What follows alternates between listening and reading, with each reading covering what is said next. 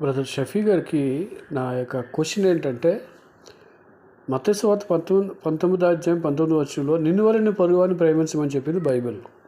మరి ఖురాన్ 5:51లో యూదుల్ని క్రైస్తవుల్ని మిత్రుడిగా చేసుకోకండి అని ఉంది.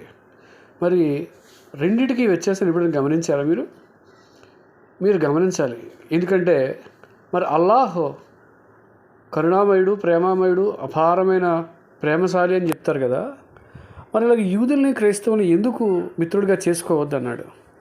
అసలు యూదులు క్రైస్తవులు అంటే ఎందుకు అల్లాహ్ గారికి అంత ఇది? నిన్ను వలె నీ పొరుగువారిని ప్రేమించమండం కరెక్టా? వాళ్ళు మిత్రుడిగా చేసుకోకండి, శత్రువుడిగానే చూడండి అని చెప్పడం ఎంతవరకు కరెక్ట్? వాళ్ళు దుర్మార్గులుగా చేయడం ఎంతవరకు కరెక్ట్? ఒకసారి మీ గ్రంథాన్ని పరిశీలించి చెప్పండి సార్. Thank you.